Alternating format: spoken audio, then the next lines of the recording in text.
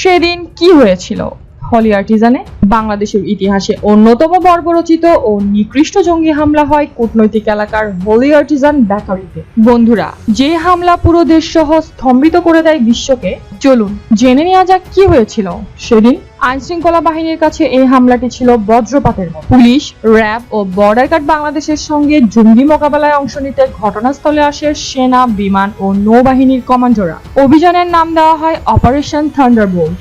Operation Thunderbolt এর সফল অভিযানের পর ভয়ঙ্কর রাত শেষে পরদিন সকালে স্বস্তি ফিরে আসে। সেই রাতের প্রতিটি মুহূর্ত দেশ সহ সারা বিশ্বের মিডিয়াতে গুরুত্ব সহকারে লাইভ সম্প্রচার করা হয়। পুলিশের তদন্তে আদালতে দাখিল করা অভিযোগপত্র এবং প্রত্যক্ষদর্শী সাক্ষীদের জবানিতে শান্ত সন্ধ্যাটা যেভাবে ভয়ঙ্কর হয়ে উঠেছিল, সেসব ঘটনার চিত্রই আমরা আজকে তুলে ধরব। অভিযোগপত্রের সেই রাতের রেস্তোরাঁর বর্ণনায় বলা হয়, প্রতিদিনের মতোই ব্যস্ত ছিল শুক্রবারের সন্ধ্যা। রাত 8:30টার দিকে ব্যবসায়ী আবুল হাসনাত রেজা করিম মেয়ের জন্মদিন পালন করতে এসেছিলেন স্ত্রী শারমিনা পারভিন ও 2 সন্তানকে নিয়ে। তারা বসেছিলেন হল রুমের পেছনের অংশে। তাহমিদ হাসিব খান, ফায়রুজ মালিহা ও তাহানা তাসমিয়া এসেছিলেন রাত 8:10 লনের লেক পার ঘেঁষা টালিঘরটিতে বসেছিলেন তারা। ভারতীয় নাগরিক সত্যপ্রকাশ রাত 8:30টায় পাস্তা অর্ডার দিয়ে অপেক্ষা করছিলেন বন্ধু তন্ময়ের জন্য। ফারাজ আয়াজ হোসেন, তারিশি জৈন ও অবিন্তা কবির বসেছিলেন হল রুমে। 9 জন ইতালীয় রেস্তোরাঁয় এসেছিলেন বিকাল 5:30 নাগাদ। তারা বসেছিলেন নিচতলার একেবারে সামনের টেবিলে। তারা সবাই বাংলাদেশের পোশাক ব্যবসার সঙ্গে যুক্ত। ইতালীয়দের পরই রেস্তোরাঁয় ঢুকেছিলেন জাপানি নাগরিক। তাদের বড় অংশ বনানীর জায়কা অফিসের কর্মকর্তা। ঢাকার ইশরাত আকন্দ বসেছিলেন তার শ্রীলঙ্কান বন্ধু ও বন্ধুর স্ত্রীর সঙ্গে। আর সব দিনের মতোই সবকিছু ছিল স্বাভাবিক, হাসি আনন্দে মুখর হলি বেকারির সন্ধ্যাবেলা। কিন্তু পরিস্থিতি বদলে গেল রাত 9:45টার দিকে। নিরাপত্তা রক্ষী নূরে আলম আদালতের সাক্ষ্যে বলেছেন, 1 জুলাই সন্ধ্যা 6টা থেকে পরদিন ভোর 6টা পর্যন্ত ফটকের দায়িত্বে তিনি ছিলেন। রাত 9:45টার দিকে 5 তরুণকে রেস্তোরাঁয় ঢুকতে দেখে তিনি তাদের পরিচয় জানতে চান। জবাব না দিয়েই তারা রেস্তোরাঁর দিকে এগিয়ে যান।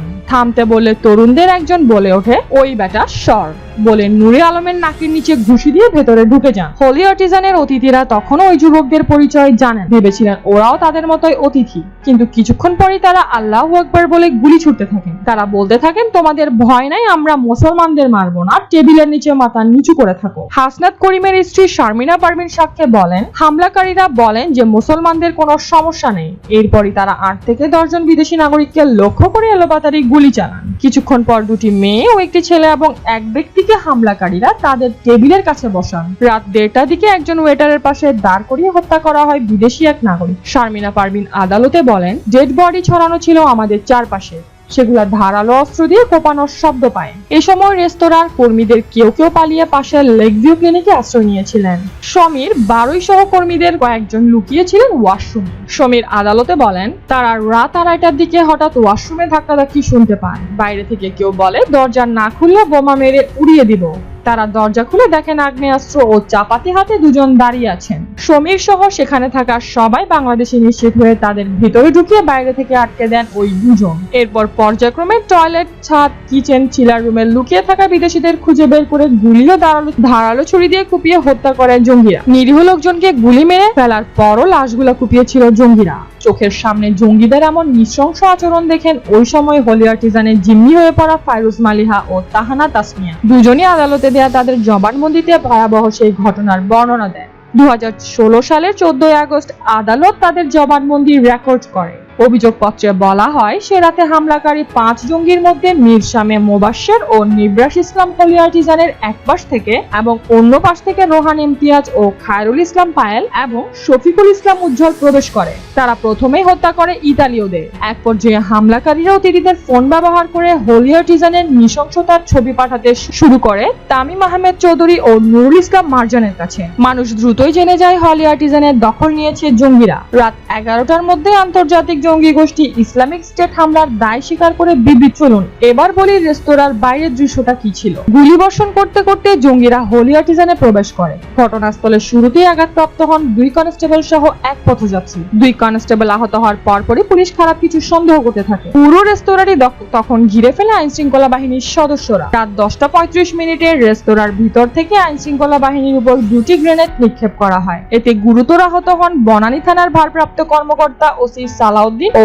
পুলিশের গোয়েন্দা শাখার ডিবিএসি রবিউল। পরে ঢাকা মেডিকেল কলেজ হাসপাতালে চিকিৎসাধীন অবস্থায় মারা যান তারা। এরপর তুমুল সংঘর্ষ বাধে, রীতিমতো যুদ্ধ।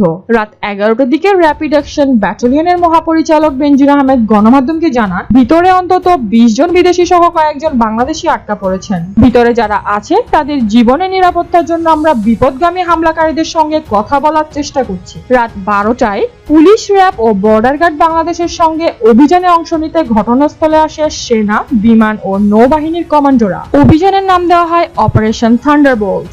সারা রাত জঙ্গিদের সুযোগ দেওয়া হয় আত্মসমর্পণের জন্য, কিন্তু তারা তাদের অবস্থানে অনড় থাকায় 2 জুলাই বিকাল 7:40 সেনাবাহিনীর প্যারা কমান্ডার নেতৃত্বে অপারেশন থান্ডারবোল্ট পরিচালনা করা হয়। মাত্র 15 মিনিটের অভিযানে 5 জঙ্গি নিহত হয়। আটকে পড়াদের যেভাবে উদ্ধার করা হয়েছিল। অপারেশন থান্ডারবোল্ট শেষে রেস্তোরাঁর ভিতর থেকে একজন জাপানি, 2 জন শ্রীলঙ্কান সহ 13 জনকে জীবিত উদ্ধার করা হয়। 12 ঘন্টার এই জিম্মি ঘটনায় নিহত হন 24 জন, তাদের মধ্যে 17 জনই বিদেশি। বন্ধুরা, এমন কিছু শোকাহত দিনের কথা হতে পারে আমরা কখনোই ভুলবো না। তার মধ্যে হলি আর্টিজানের ঘটনাটি অন্যতম। এমনই সব অজানা তথ্য জানতে, এমনই সব ঘটনার অজানা তথ্য জানতে সাবস্ক্রাইব করুন নিউজ ভিশন 24। আর আপনার পছন্দের সংবাদটি পেতে আমাদের কমেন্ট বক্সে আপনার মতামত লিখে জানান। সবাইকে ধন্যবাদ আমাদের ভিডিওটি শেষ পর্যন্ত দেখার জন্য।